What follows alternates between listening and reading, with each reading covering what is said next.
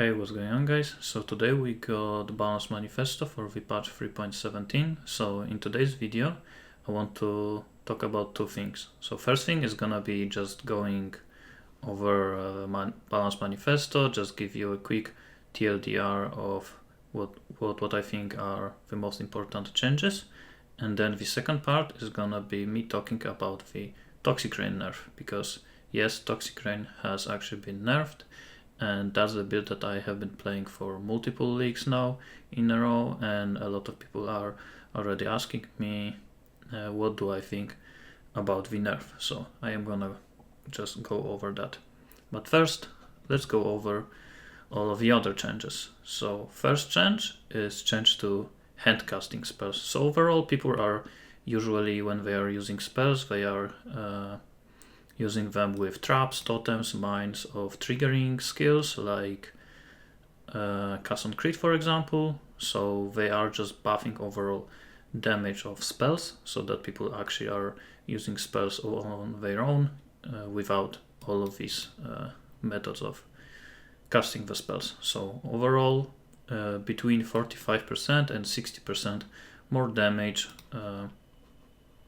for majority of the spells. But because of that, some, for example, traps are using the spells in combination with traps. So because of that, the traps would also get buffed. So because of this, a lot of the trap, mine and trigger effect gems has also been nerfed by probably around the same amount. So I guess we're gonna have to see how the meta is gonna be, like which traps or mines have been nerfed the most and which ones are gonna be the best now. And for sure more people will be just using these spells on their own. Now the next big change is a buff to bow attacks. So currently no one is really league starting as a bow attack builds. The only exception to bow builds is the Toxic Rain, because bow skills scale really well with gear and they are pretty bad early on. So what they are doing is they are buffing the bases of the bow. So some base types are getting up to 50% more damage, and also some damage modifiers on bows are getting buffed. So bow builds might actually now be good as a league starters. On top of that, they are buffing quivers, so now you can get much more damage from rare quivers when you invest into them. So for example, +1 arrow now is not influenced, now it's just in a core bow, in a core mod pool. Also some bases have been added. For example, there is a base that now gives 10% increased attack speed, and just overall the tiers of modifiers on bow have been buffed. Next big thing is Hydrosphere. So Hydrosphere has been used on a lot of chaining shockwave builds. So for example, my Power Siphon build, in stacking Power Siphon Wonder have been using Hydrosphere, basically to use it as a second target, and your projectile would hit the boss, then it would hit Hydrosphere, and then it would go back to hitting boss again. So basically you would double your damage. And this interaction was very powerful, and to be honest, a lot of people are surprised it is still in the game. Everyone has been suspecting it's gonna be nerfed like a few leagues ago. So it's not a surprise that they are nerfing it right now.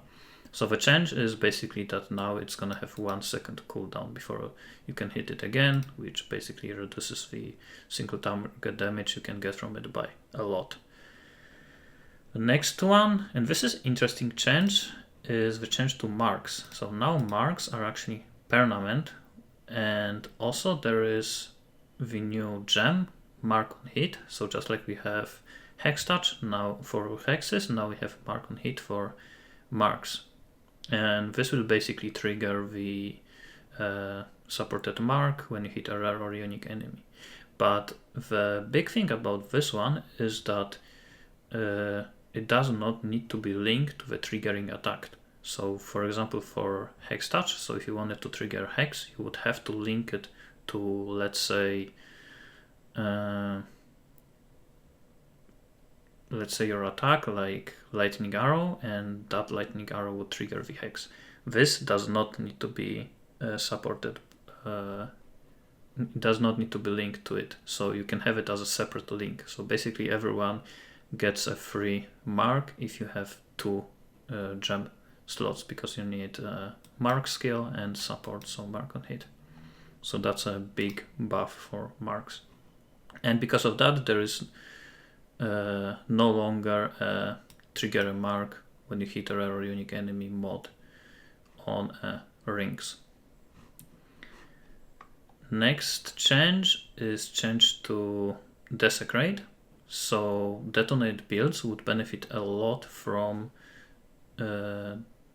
Desecrate, because people would get high HP specters, and because of that, Desecrate would summon corpses of these specters in the map, which would increase their life pool, and Detonate Dead would deal a lot of damage because it deals damage based on the HP of the corpses. So now, to basically reduce the damage, Desecrate now has only 15% chance to spawn a corpse that is the corpse of your specter, which reduces the damage of that build by a lot. The next big nerf is nerf to Seismic Trap, which was one of, if not the most broken trap, and now it's basically gonna scale less with AoE, which means it's just gonna deal much less damage. Another big nerf is nerf to the unique March of the Legion. I don't think it was like super popular, but a decent amount of people were using March of the Legion boots to basically have a lot of auras. So the way the boots work is that it gives you the blessing skill, which basically turns your auras into a castable auras, and they last certain duration. So they would cost mana instead of reserving just mana constantly. So people would just stack a ton of auras thanks to this boots. Now the blessing can just give you 1 additional aura. But on top of that, we are getting the gem that is called Blessing, so pretty much everyone now can have 1 additional aura as long as you have enough mana to cast that aura instead of reserving it. Next nerf is nerf to the immunity builds. So there was a build that was using the Bone Shatter and Shade Form skill from Shroud of the Lightless, which would basically give you immunity to physical damage, and now the cooldown of the Shade Form is triggered at the end of the effect instead of when it is active. So when you activate it, so basically you can never have it 100% up, so this build is pretty much dead. And the second way you could get immunity to damage was through Strength of the Blood, which is given to you by Little Pride Timeless Jewel. And this keystone is basically changing your life leech into damage reduction. So if you had 100% life leech, you would be 100% just immune to damage. And this was done thanks to the scaling with life recovery rate. So now basically this keystone is no longer scaling with life recovery rate. And that's pretty much it. I guess the last change is that Voidfletcher was a very powerful unique, and now it's not gonna be as powerful. They haven't said what they are nerfing yet, but it's just gonna probably deal less damage. Okay, so now let's move on to the big one, which is Toxic Rain. So Toxic Rain has a very strong damage over time and a low build cost compared to other bow builds. It also benefits from some of the quiver and mastery changes made to improve hit-based bow skills, and the solution is to reduce the high level damage of Toxic Rain in order to partially negate the improvements to quiver to bring it more in line with other skills. So the damage at level 1 it's still gonna be the same, but at level 20 it's gonna be 238 instead of 285, which is around 16 to 17% damage nerf. So I am gonna break it down in 3 sections of the progression of the build. So basically how it's gonna affect Toxic Rain during leveling, early mapping, so like white, yellow maps, and then like high end, so red maps and above. So first, how it is gonna affect Toxic Rain in leveling, and it's not gonna affect it at all. So it's gonna be still the same damage at level 1, so at level 12 when you get Toxic Rain it's gonna be the same. You might feel a little bit damage difference around Act 8, 9 and 10 when you're gonna reach gem level 10 and above, but you shouldn't really feel a big difference during the leveling. Let's actually skip the second part, which is the early mapping. Let's talk about that a bit later. Now let me move on to the end game. So during the end game, basically they said they are nerfing the skill because it benefits from Quiver and Mastery changes. So let's actually look at the Quiver and Mastery changes. So Mastery, new Mastery, increases and reduction to arrow speed also apply to damage with bows. So no one is really scaling arrow speed when you are using Toxic Rain, so this doesn't do anything. Accuracy, you don't care about accuracy when you are using Toxic Rain. Mirage Archer duration is kind of whatever, and cooldown recovery rate for Blink Arrow is also whatever. So there is actually not a single bow mastery that helps Toxic Rain, and there was one good one, which was movement speed, increased movement speed when you are phasing and phasing on kill. So now and they are being removed. So now there is actually not a single good bow mastery for Toxic Rain. So I don't know why they are saying that because of the mastery changes the Toxic Rain needs nerf when it's actually losing stuff. And also we are losing increased damage when you are wielding a bow and a totem, and we're actually using totems on Toxic Rain. So when it comes to mastery, I think it's actually nerf. But when it comes to a Quiver, we are gaining the base Quiver, which is giving attack speed. Previously there was not a single good base Quiver for Toxic Rain. It was just whatever. Now we actually have one, which I guess is a nice buff, and on top of that there is a new mod. Well, not really new one, it's just changed mod. Instead of increased elemental damage with attacks, now it's giving increased damage with bow skills, so 50% increased damage with bows. So this is a nice buff for Toxic Rain, but at the same time, when you have a good gear, you're gonna use a bow that has +1 arrow, chaos damage over time multi, and maybe damage over time multi on top of that if you can afford it. And it's gonna be extremely hard to get a Quiver that is actually gonna benefit from also this mod and maybe some of the other ones like attack speed. Usually you're not gonna be able to craft a good enough bow to actually get benefit from that. So I don't think this will actually buff the Toxic Rain that much. But at the same time, when you look at the nerf, it is only 16% or 17% nerf. So I don't think it's that big. And when you look at my POB, which is my high-end Toxic Rain, it has almost 13 million DPS. So to simulate the nerf, we are pretty much just losing 2 level gems of Empower.